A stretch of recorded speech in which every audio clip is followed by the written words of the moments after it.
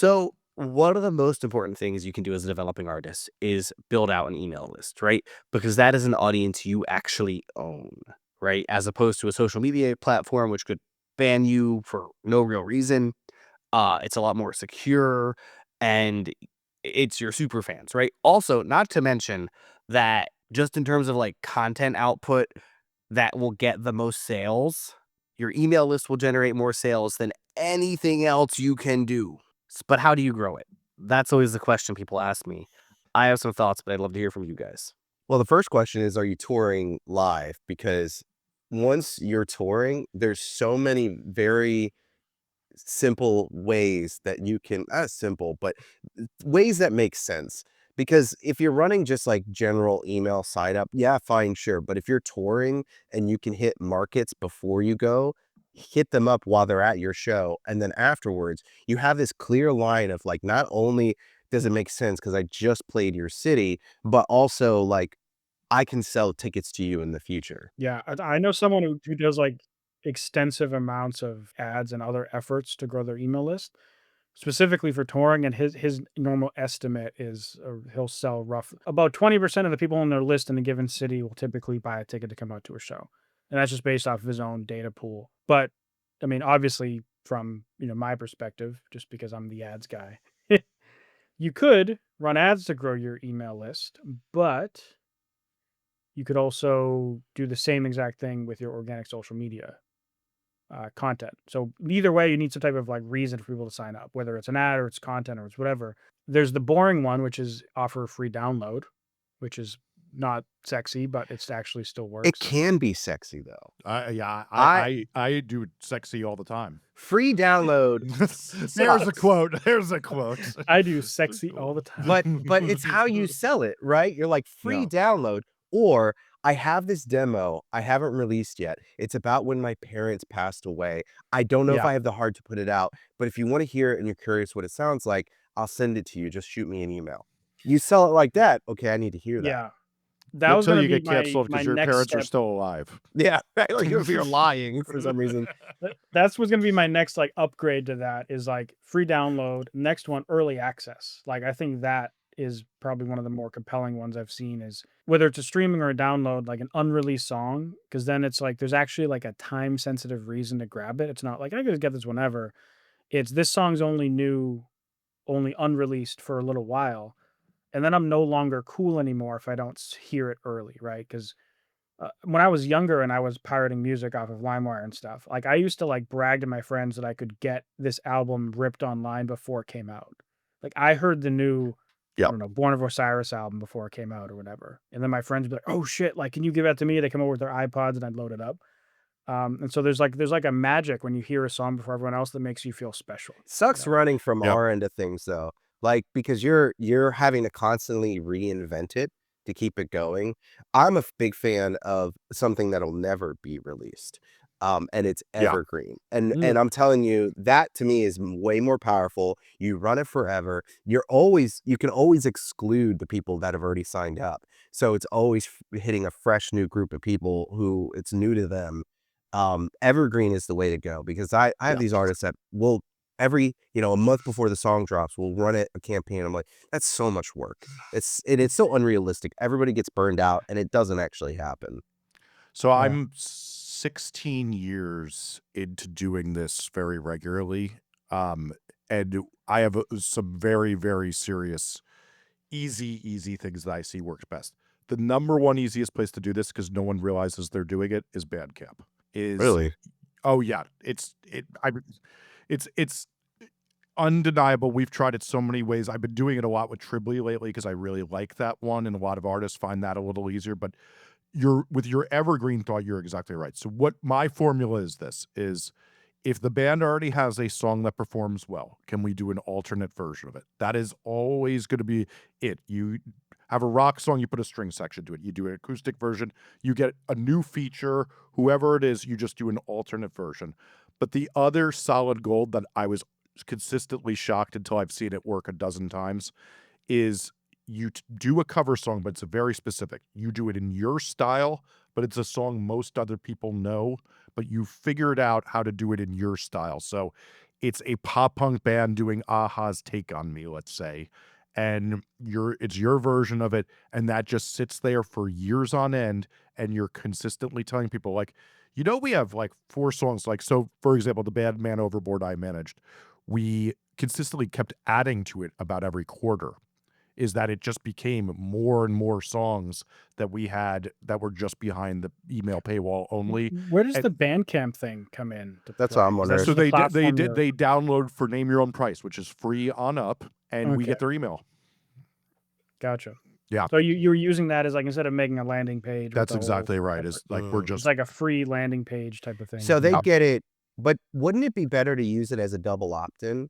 So that way they only get it once they double opt into the email? well, we always found. I mean, there's so many email things that you don't have to do the second opt-in. You just add them in, and then Mm. you start blasting them, and that's what I've always done. I will add that I think you replace this entire thing with SMS instead of email, and I'm a Yes, much bigger fan of SMS.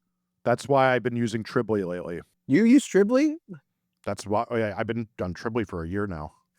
That's my buddy. I named Oh, that nice, company, by the way. I came up with nice. that name, and I That's pitched funny. it to him, Trib- and it's based off of the word tribe. Yeah. And then everybody changed it. They say tribly. And he was like, yeah, because tribally doesn't make any sense. I was like, I guess you're right. It sounds weird, tribally. But it's great. It's great at getting tracks. I think that they've done a great job so far of making a simple tool that's free to affordable for this type of thing. I need to follow up with Seth because Yeah. it's so funny because that started off as like an NFT type company. And he was Hmm. like, dude, what do you actually need as a marketer? And then I told him, and then he followed up with me, and I haven't used it yet. So I'm really glad to see you're using it. I need to circle back and actually start to use it because it's brilliant and it's weird to me. I told him I was like, it's weird to me that there's not enough more companies doing this sort of thing, offering it because at the end of the day, you're just trying to collect that information and sell a little something. Yep. No, and I loved that they have SMS. I will say I think part of the value of Bandcamp is just that it's a platform, especially with like Man Overboard fans, that a certain type of fan is very familiar with, and I think that's really, really valuable. I think everyone forgets that if a step of your marketing platform or a step of your marketing strategy involves a platform people are not familiar with, you will lose a lot of people, right? Because they're like, "Oh, wait, is this a scam?" or whatever. But isn't that what I think makes interesting what everybody's using now most commonly, which is Laylo, because you don't even realize you're using Laylo most of the time. You're just on a landing page that you're like, oh, I'm on the artist web. I'm on porterrobinson.com. I didn't even realize I'm using a thing called Laylo. Yeah. But beyond the free song, what are you guys doing? I've heard live shows. One artist I know has like a banner with a QR code they bring, or they put it out for they're using screens and they have a QR code, and at some point they'll offer something, which could be I've seen them do the free song or the early access to a song. Like at a show, we have a song coming out in a month. Scan the QR code, you can check it out right now.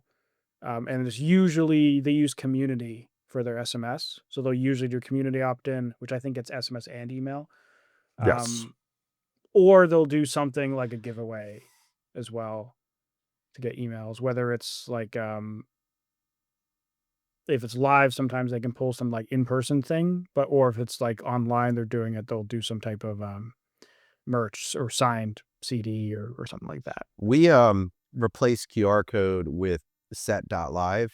And if you're not familiar, set.live is like a geo-fenced version of that. Geo-fence is like if you're in a location and you go to a certain site, it will be specific to that location. So set.live is the name of the site for the tool. But if you go to set.live while you're at a concert and one of those artists have set up a set.live, it'll go to their specific page. And it becomes a little easier to sell, especially if the artist is willing to sell from the stage. So like we'll have artists take a picture from the stage, right? They'll turn around, take a picture with all the crowd. And it's like, hey, if you want to see, if you can see yourself in this photo, go to set.live and you can get the photo. Go to there, give their phone number, email, whatever it is, it automatically sends them the photo. So it's the QR code is great, but I mean, we all know that if the artist is selling it from the stage, and look, the artist can be like QR code, you can compound them. Yeah, I love set.live. They're not paying me for it. I just love them. I've never heard of No. this. This sounds awesome. Yeah, Yeah. they're really cool. A strategy I really like is I'll do limited edition merch that you can only access if you join the email list. Yeah, Mm. love that. That's an evergreen one because then you're getting people giving you their email for the privilege to give you money. Mm-hmm. And you And you put them in the mindset that they're about to spend money too. yeah. And then the thing is, like, even if you're like small, you can probably sell 25 shirts this way. And you're doing them as a pre-order, so you don't need to worry about sizing. And you just like put $500 in your pocket. Okay, but explain to the audience. So most people have a Shopify. They're going to get that customer's email anyway. Why is this valuable? Two things. So we're putting a separate layer, right? Like the path is not, here's some limited edition merch on my Shopify, go buy it.